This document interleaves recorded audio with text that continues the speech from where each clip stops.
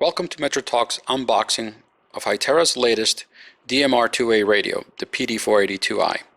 The PD482i comes in a compact box with a clearly marked label identifying the frequency. In this case is a 350 to 470 MHz UHF model, and it also identifies the firmware that the radio is set to. Now let's see what's inside. Once you open up the box contains the radio on the right. It also contains the BL2010 2000 mAh lithium-ion battery.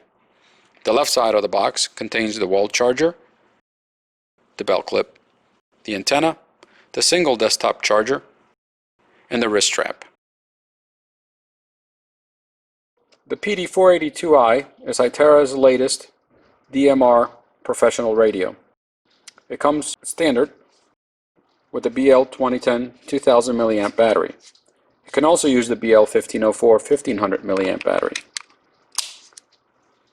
With the BL2010 2000 mAh battery installed, the PD482i is capable of 22 hours of digital talk time and 16 hours of analog talk time. The radio is 5 inches tall, by 1.5 inches deep, by 2 inches wide. It comes standard with an OLED display that's easy to see and is high contrast. The channel select knob is constant, and the on-off volume control has a display that identifies the position the volume is set at. It is a 256 channel separated into 128 analog channels and 128 digital channels.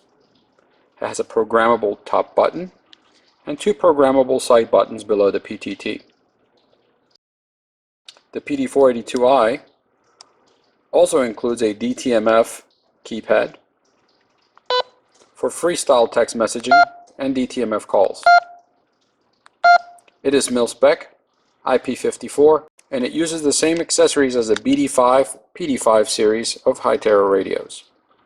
PD482i, a feature-filled, competitively priced two-way radio.